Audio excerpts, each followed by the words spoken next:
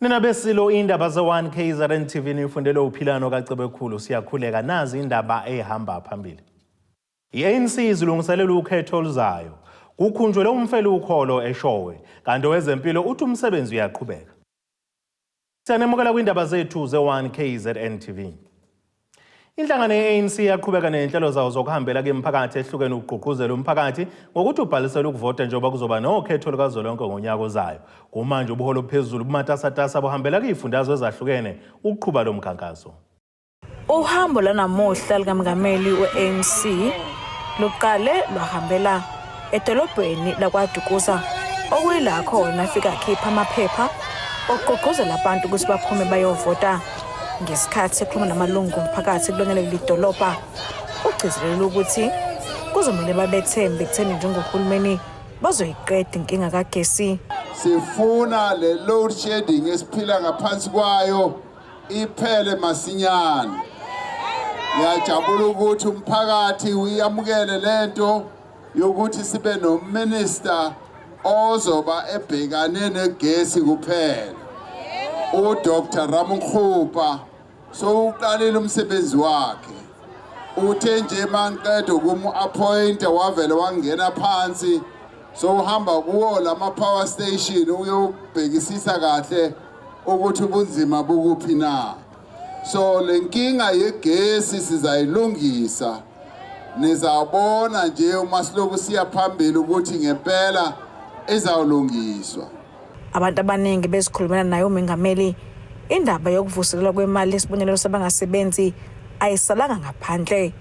Sizaqhubeka ke kuwo lo nyaka lo 350 njengoba nimzwile uminister weimali uGondongwana wathi le 350 izawuqhubeka.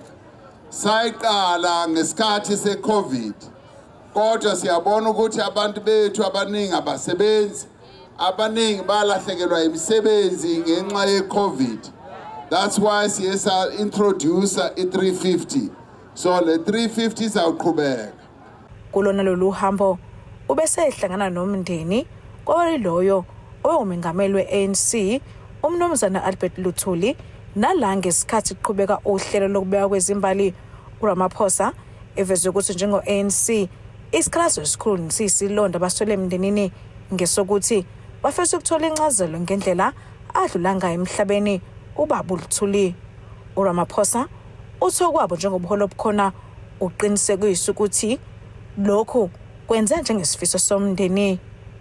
Ubese ebonga lo mndeni ngokugcina umlando wegama likaMengameli wabo ubaba uLuthuli lisemlandweni futhi lisangelihle kakhulu.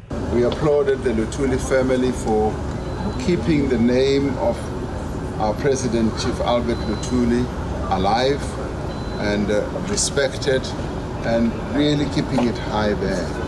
We really thank them for preserving that name, the aura of that name and the standing of that name.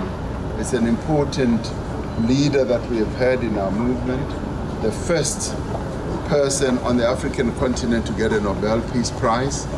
Lolu hambo namhlanje ubese banomhlangano namakhosi kuphinde futhi ukuthi kusihlwa abe nomhlangano nosomabhizinisi. Kanti osukwini lakusasa uyobe sehambela kwisifunda iMoses Mabhida. Kodwa bokhosibisi ngibika ngikwaDukuza. Qongqoshe umnyango wezemidlalo ubuciko namasiko KwaZulu-Natal Amanda Bani-Mabhena utuse iqhaza labanjwe ngomaqhamisela khanyile waba ngumfelukholo oqala ukubulawela ukukholwa ngolikaMthaniya ngonyaka u1877. Ekhuluma kwenkonzweni yokukhumbula ukhanyile kwaMonde ESHOWE, uBani-Mabhena kuthi igazi likakhanyile lachithekayo yilona lanikeza amakholwa enkululeko kungesabi ukumafakaze ngoJehova.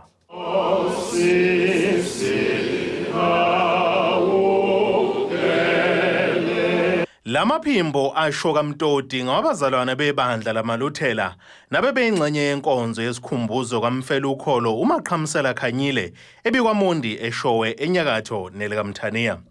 Ukhanyile wabulawa ngababengayithandi indlela ekade seyithathile yokholo. Kulona ke leli gquma okuthiwa kusempandeni ESHOWE zishagalolunye kuNdasa ngonyaka ka1877 nokumanje sekunetshe lesikhumbuzo phezukwalo leli gquma. Umnyango wezobuciko namasiko KwaZulu-Natal utuseke iqhaza lakwaNgwane ngenkululeko elayilethayo yezokholo. Sibona lolu suku libaluleke kakhulu ngoba uyena wabo wokuqala ukuthi abe yikholwa elibonakalayo emphakathini laseliyabufela ubukholwa balo. Okusenza sibone kuyibaluleke kakhulu lokhu ukuchaza kubantu ukuthi kubaluleke kangakanani ukuthi siziqanse ngokuthi singamakholwa. I think kubaluleke kakhulu ke la elithela ngoba ke wayesonta khona la ekhaya. Kuthiwa wasuka la esesuka kwiBible class esethi uye ekhaya ke waseya eyaphuma ke umphefumulo. Kodwa kuthina njengomnyango sibona kuwumlando obalulekile in KwaZulu-Natal and South Africa as a whole ngoba kwasisiza ukuthi sazi ukuthi kubaluleke kangakanani ukholo lwethu. Ngaphandle kwalokho nokuthi lafelwa abantu ukuze sikwazi ukuthi namhlanje sikhululeke. Sithi akusona ke futhi iphutha noma akulona icala le history ukuthi kwenzeke kanti futhi usuku lokuthi kugubhe into esibiza ngehuman rights. Lesikhumbuzo sisho lukhulu kwibandla lamaluthela. Umaqhamsela ke wayeyibutho noma elinye lamabutho esilo ucetshwayo kaMpande okwathi ngesikhathi ubudlelwane bungebuhle kwabomdabu kanye nabo kufike abelungu umaqhamsela wanesibindi sokuphendukele kukholweni okwakuthathwa ukuthi inkolo yabelungu wayinikela okungasho ukuthi wayelahla ubuyena kodwa wayinikela ngesibindi kwala noma sebemthena amandla umaqhamsela waphikelela wazinikela khona la emishini yakwaMondi eyayiphethwe umfundisi uOmund Oftebro njengoba kuthiwa kwaMondi nje. Lo khulumela umnyango wezempilo kusifundazwe KwaZulu-Natal uMduncelana uthi basiqaphe ngeso lokhozi isimo futhi umnyango bazama ngakho konke okusemandleni ukuthi basheshise ukuhlinzwa kwedumbu ukuze ke imindeni ikwazi ukungcwaba izihlobo zabo. UNcalana ukusho lokhu njengoba kuqhubeka isiteleka esingekho emthethweni sabasebenzi bezempilo abangaphansi kwenyunyana ESHOWE endaweni okubalwa kuzona uMgungundlovu, iLembe kanye naseThekwini. Okhulumela umnyango wezempilo kwisifundazwe KwaZulu-Natal uMduduzi Ncalane uthi njengoba kuqhubeka isiteleka sabasebenzi bezempilo esingekho emthethweni benyunyana yabasebenzi ESHOWE kwisifunda uMgungundlovu, iLembe kanye naseThekwini uthi kunomthelelo ongemuhle ikakhulukazi ezingxenyeni ezisemqoka zokuhlenga abantu ezikhungweni zezempilo njengamagumbi abagula kakhulu phecelezi ICU, abezimo eziphuthumayo, amagumbi okubelethisa kanjalo nalapho kuhlinzwa khona izidumbu. Njengoba isiteleka sabasebenzi abangamalungu eSHOWE ngenosukwini lesine namhlanje, umnyango ukhathazekile ngezinga lokungabibikho kwabasebenzi ezikhungweni zezempilo, ukusatshiswa kwabo kanjalo nemigoqo okuvinja ngayo abantu kuba bathole usizo lokwelashwa ikakhulukazi esifundeni uMgungundlovu, isifundeni iLembe kanjalo naseThekwini. Lokhu kunomthelela obuhlungu ikakhulukazi ezingxenyeni ezisemqoka zokuhlenga impilo yabantu ezikhungweni zezempilo njengakumawadi afana no-ICU o-high care, abezimo eziphuthumayo abaphazamisekile, amawadi okutetisa kanjalo nasezinhlelweni zokuhlinza imizimba yalabo abangasekho i-postmortem. UNcalana uthi basiqaphe ngeso lokhozi isimo futhi umnyango bazama ngokusemandleni ukuthi basheshise ukuhlinzwa kwezidumbu ukuze imindeni ikwazi ukungcwaba izihlobo zabo. Ungqongqoshe wezempilo KwaZulu-Natal uNomagugu Simelane nethimba labaphathi bomnyango basiqaphe ngeso lokhozi isimo nxa zonke aphinda abambe imhlangano yokuqinisekisa ukuthi kwenziwa okufanele ukulwa nesimo esibhekene naso ngenxa yalesi siteleka. Umnyango uzama konke okusemandleni ukuthi isiteleka singabi nomthelelo omubi ikakhulukazi kuhlanganisa nemizamo yokuthi kusheshiswe ukuhlinzwa kwemizimba yabantu abangasekho. Yize umnyango usalokhu usiqaphile isimo kodwa unxusa umphakathi kuba usiqonde isimo futhi ubekezele ikakhulukazi leyo mndeni enezihlobo ezingasekho emhlabeni esadinga ukuthi ihlinzwe. Lesi siteleka sesidonse cishe iviki lonke abasebenzi bezempilo abangaphansi kwenyunyana ESHOWE bafuna umqashi abeke etafuleni iphesenti lokunyuswa komholo elisuka ku10% kuya ku12%, kanti umqashi ubeke etafuleni u4.7 kuphela. Ezindabeni ze1KZNTV kubi kuZamando Sicele. Njengendlela yokugqugquzela ukuzivocavoca nokunakekela imizimba kanye nokubuyisa isithunzi sabengalo yomthetho, amaphoyisa ey'nhlaka ezahlukene okubala kona i-SAPS, ojele, amasotsha kanye nabanye babamba umjaho wezokugijima edolobheni eThekwini, KwaZulu-Natal. Khuluma neziko lezindaba ukhomishana wamaphoyisa esifundazweni uNhlanhla Mkhwanazi uthi lo mbutho ubhekene neyinkinga yamalungu awo angekho kwesimene esikahle ngokwezempilo nokungaba ngezinye zezinto ezidala ukudloba kobugebengu. Kube yisasasa kumalungu embutho wezokuvikela ehlukahlukene kubaloke amaphoyisa uSAPS, amasosha, ojele nabanye ngesikhathi kuqhubeka umjaho wamakhilomitha ali-12 obanjwa minyaka yonke ngenhloso yokugqugquzela ukuhlala benempilo. Ukhomishana wamaphoyisa esifundazweni uthi ke iyabakhathaza indaba yongayinakekeli imizimba kwamalungu abo nokwenza ke bahluleke ukumelana nomsebenzi odinga bagijimise izigebengu. Inkinga sinayo leyo, umphakathi wethu indlela ophila ngayo ibonakaliswa nala emaphoyiseni ukuthi umphakathi uphila kanjani. Ekhaya kuhlale kudliwa into ezinamafutha, into ezinoshukela, into ezigulisa abantu. Izinto ezenza ukuthi abantu bahlale bemtholampilo njalo ngezinto ezincane. Namaphoyisa agcineza leyo. Kanti amaphoyisa siyawaqeqesha mangabe ngene emaphoyiseni abe fit. Kodwa manje sefikile ngoba ahlala emphakathini agcina nawe esedla into engamelanga azidle ezenza ukuthi agcine seba nezifo eziningi. Ebesenza nokuthi umsebenzi ungenzeki kahle ngoba imizimba yabo sikisimkhulu. Le inhlelo ezinjenganalezi zama ukugqugquzela kona ukuthi amaphoyisa aphile kahle ngempilo. Azibheke into azidlayo, azivocavoce ukuze ahlale strong ukuze akwazi ukulwisana nobugebengu. Nokuthi nje impilo yawo ikwazi ukuthi ibe yinhle. Ingakho nje sisebenza nama-partners labo Polmed abahlola bezempilo ukubona basiza ukuthi basixwayise ukuthi kufanele siphile kanjani sabantu. Ngaphandle kwalomjaho laba babuye badlale ibhola kanye neminye ke imidlalo eyahlukahlukene. Ukwanda kobugebengu ikakhulukazi amalokishini akhele iTheku kusalokhu kuyinkinga ebhekene nalombutho. Umkhwanazi uthi ke njengamanje babhekene nenkinga yezigebengu eyichanasa elokishini uMlazi. Khona abafana nje sibabophele ngesonto elidlule kaJ, abanye bafana ethiwa bahlukumeza umphakathi. Ngicathi bawu4 if I'm not mistaken. Baboshiwe nje basejele kumanje. Ingane zasemphakathini, ingane ezikhula abazali bengekho emakhaya. Abafana abakhula bangahambi isikole, abanye bayeke esikoleni, abafana abahleli nje abangenzi lutho. Akona uMlazi kuphela la kwenza into enjenganale. Singakho nje sizama ukukhuluma namakhansela nomasipala, omeya nabo bonke abantu ukuthi asisizane. Ingane azingahlali nje zingenzi lutho. Ngoba ingane emehleli ingenzi lutho, isigebengu siyayithatha siyisebenzise. Ukuthi yabona mfana awunalutho ithi ngikwenzisa ukuthi ukuze uthola imali. Awuqala kanjalo. Abese eba nesibindi nayo hayi ke ukushuthi ngize ngiphile ufune ngenza ubugebengu.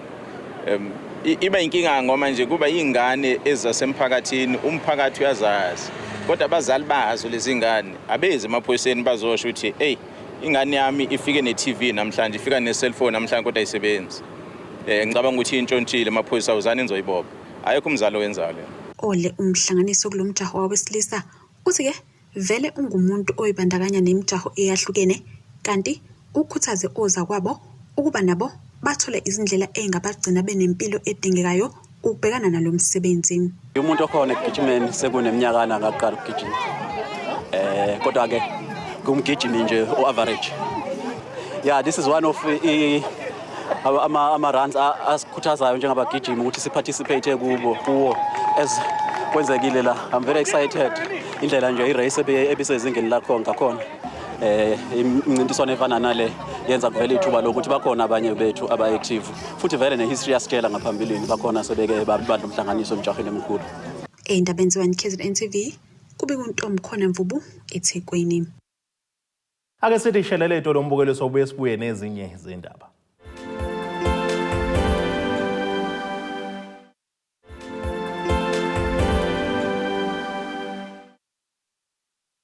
Asibonge siphinde sinamukele nisabukele zona indaba ze-1KZNTV nazo ke zona ihlokwana zethu ehamba phambili namuhla. I-ANC izilungiselela ukhetho oluzayo. Kukhunjulwe Umfelukholo ESHOWE kanti wezempilo uthi umsebenzi uyaqhubeka. Uthi uthokozela ukubalela kwelanga wesifazane waseMatshana empangeni kwa27 okwindawo ngaphansi umasipala uMhlathuze enyakathweni esifundazwe saKwaZulu-Natal ngenxa yesimo sendla ahlala kuyona nomndeni wakhe. Nokwazi Mthembu uthi sinzima kisimo njengoba beyisishiyagalombili behlala endlini eyodwa eyakhiwe ngokhetho okanye uthayela. Umthembu uthi uma kuneyimvula balala bemile ngenxa yokunetha kwendlu.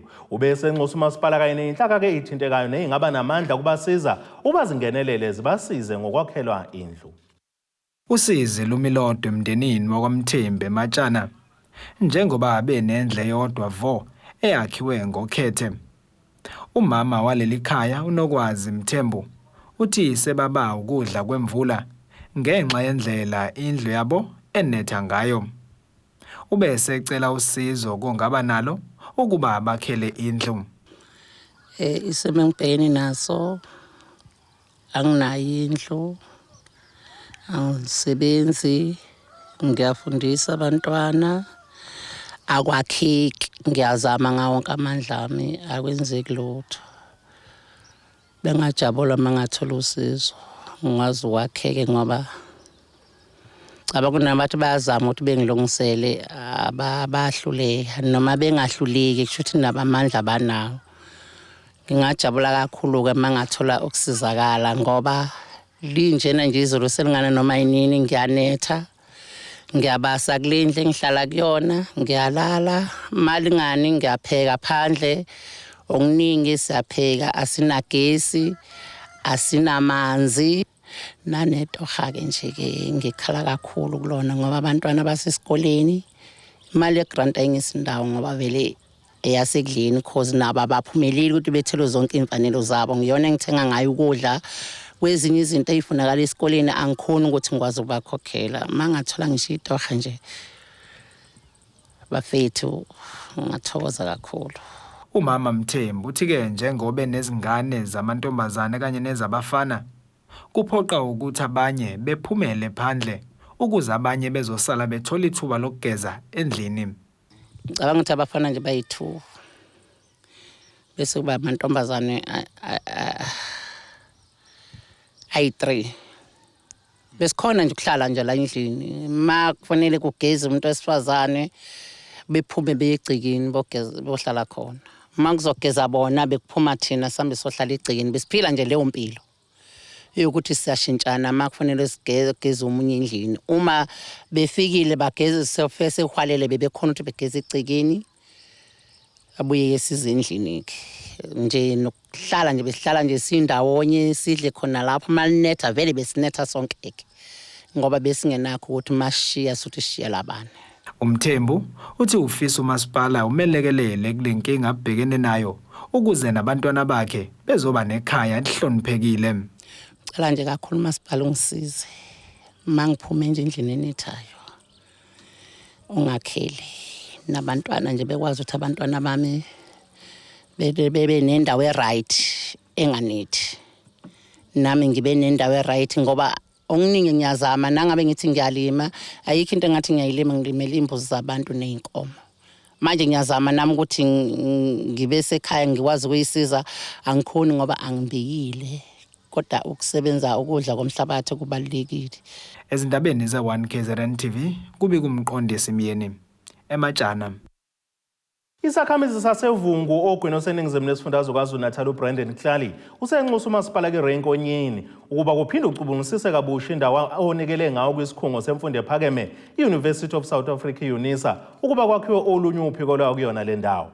Uthi le ndawo kayikho esimeni esifanele njengoba iphakathi kwemizi yabantu futhi nengqalasizinda idinga ukulungiswa kabusha. Isakhamuzi sasevungu ogwini oseningizimu nesifundazwe KwaZulu-Natal sithi yize ukwakhiwa kwekhampasi yesikhungo semfundo ephakeme iUNISA kuwumqondo omuhle kodwa ubona kungcono lolu daba liphinde licutshungulisiswe kahle. Lokhu kusho ngemuva kokuphuma kwezindaba ezithi umasipala eRenkonyeni unikele ngomhlaba kwisikhungo iUNISA ukuthi yakhe enye yamakhampasi ayo evungu kanti bakhala ngokuthi le ndawo iphakathi kwemizi yabantu futhi umphakathi awutshelwanga ngokwakhiwa kwalesi sikhungo. I feel it's much needed, but the location, I don't know if it is the most viable option considering there are other options available here in the area. As long as the university will serve the needs for everyone, for students, for residents in the area, because look, I mean, like I mentioned, it is great, but I feel more discussion needs to be made on it, perhaps extending a deadline to get more community involvement, find out from environmental committees, all of that, just to see exactly what the impact will be. But I totally agree with it. I think it's great to bring a UNISA here. It does serve, we are central to it, but in the middle of a residential area, I don't know if that's the best option. Uqhube wathi kumele kubhekisise izinto eziningi njengoba ezikhungweni zemfundo ephakeme kuhlezi kubheduka imibhikisho. Our infrastructure, from what I've seen in that, it does need severe maintenance. So I would say if they were to go ahead and build it, are they considering upgrading the infrastructure? I mean, our traffic, the robot that's down here, the traffic lights just down here, hasn't even got a filter error. And I mean, traffic congests there all the time. So a lot of thought and consideration will obviously need to go into this to account for, obviously, you know, student protests. I mean, these are things that need to be discussed. What will happen if there is a student protest? Which routes will be blocked off, or you get what I mean? Ikhansela la Ward 19 la kuzokwakhiwa khona lesi sikhungo uthi ziningi izindawo okungakhiwa khona le campus hayi lela. Uthi usihlalo we-ANC esifundazweni uke waveza ukuthi kumele kusetshenziswe i-Ugu Sports and Leisure ukwakhiwa kwenyuvesi khona. Ngakho ngakuhle qhutshekwe nalolo hlelo. There are much better facilities available. And I'll mention one, for instance. I know that the new chairperson of the ANC in KwaZulu-Natal came here to the end of last year on a visit, and he specifically stated that we should convert, and he gave instructions to the leadership to convert the current Ugu Sports and Leisure Center, that's just outside of my ward, into a university. Iqhuba uthi le ndawo ayikho esimeni ngoba imanzi futhi kuzobiza kakhulu ukuthi kwakhiwe kule ndawo njengoba ingekho esimeni esikahle. All this whole area is not developed because it's ecologically sensitive, it's a wetland, and it's going to be extremely expensive to build here because you'll have to dig down deep and put concrete stilts and things and build on stilts basically, which is very, very expensive. Zindabeni ze-1KZNTV, kubikuzamando Sicele, ngisesayidi. Unxusa usizo umndeni wakaMkhize owawela yindlu ngenxa yemvula ezinamandla emakhankane eMsinga maphakathi nesifundazwe. Usiyabonga Mkhize uthi usehlala ngayedwana njengoba ephoqelekile uba kadedele umkakhe nezingane zakhe babuyele ekhaya konina ngenxa yophahla sebehlala ngaphansi kwalo ngaseluhle. Lona wesilisa usephila ngokwesaba kwazise lendlu ike yawela phezulu kwakhe izinsukwini ezedlule. Isimo sibi emndenini wakaMkhize emakhankane eMsinga. Emva kokuba lo mndeni wawelwa yindlu ngonyaka ophelile ngenxa yezimvula ezinamandla, Usiyabonga Mkhize uthi uxakekile ngoba nalapha abambe khona itoho akuneli ukube ngaphesha izikhale ezikhona endlini. Ngithe ngibona kulokho nje ngonyaka odlule siyophela ngathi no ingane izolimala nengane noma ngathi ngamdedela ukuthi aye kubo uma wengane sengiya nje ngokuba bheka bona kwaya ngempela kulonyaka nayeke isiwile ngabe iwebe bhekwengane mina ngangekho ngaleso sikhathi yiwo ngafika isiwile la iwe khona ngikhona kube kuthanganyana yangishaya ke nawo ngashayeka la ngikhona la endlini isiyawa nje iyawa noma ini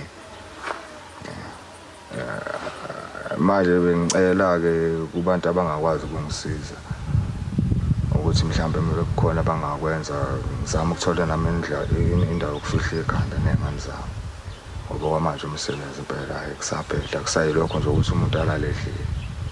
Kanti nomakhelwane bazamile ukusiza bebambisene nekomiti kanye nekhansela lendawo.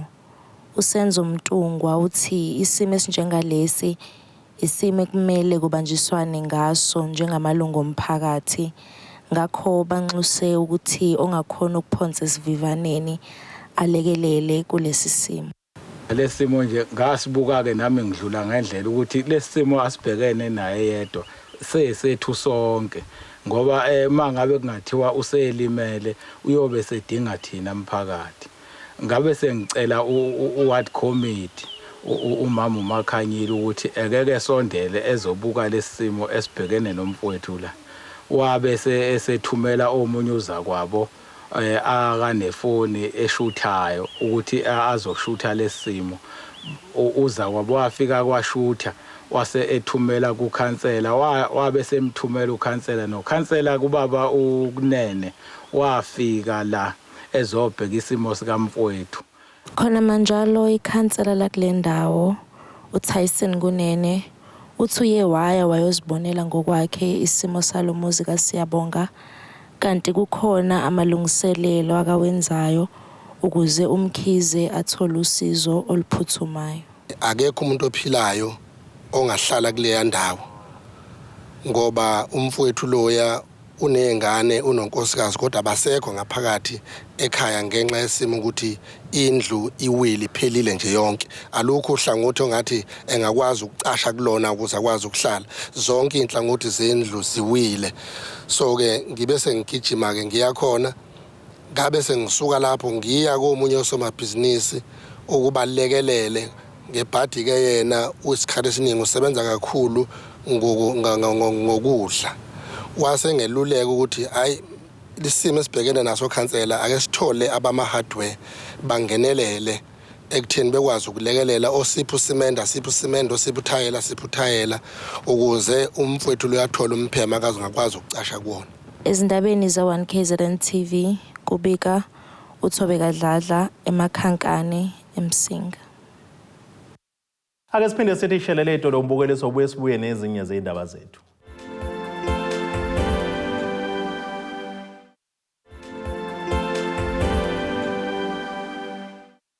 Asibonge nene bendloveni amandla siphinde sinamukele nisabukele zona indaba zethu ze1KZN.TV nazo kuyizona ezihamba phambili osukwini lanamuhla. I-ANC izilungiselela ukhetho oluzayo. Kukhunjulwe Umfelukholo eSHOWE kanti wezempilo uthi umsebenzi uyaqhubeka. Ake sibheke engosini yezomnotho.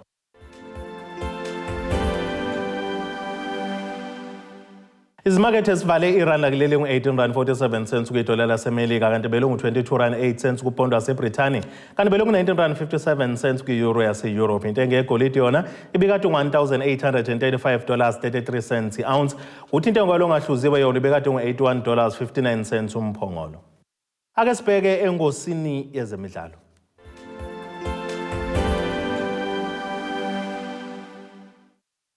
Iqembu laKwaZulu-Natal Royal AM liphoqa ukuba likhokhele umdlali imali elinganiselwa 500,000 wamarandi ngenxa yokumxosha esanenkontileka nalo leli qembu.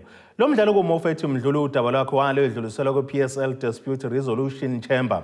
Kanti inkontileka yomdlalo kubekulindele uba iphele ngoNhlangulana uJuni kulo nyaka. EzikaMamkhize kuvela ukuthi kazijabule neze ngalesi sinqumo.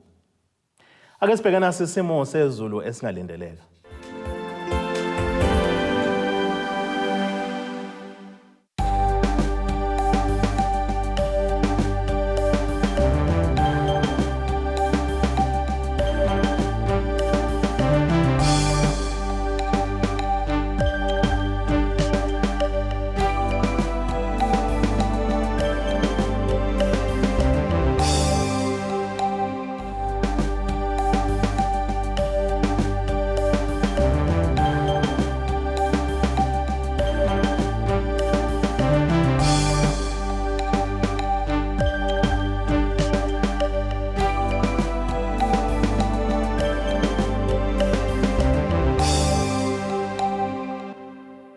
Iyanini abakaqambu lenkomo zilahlekile zodliwa umdlebe kwasoshangane ziyaguqa bese iphaka namuhla kuze kube ngokuzayo.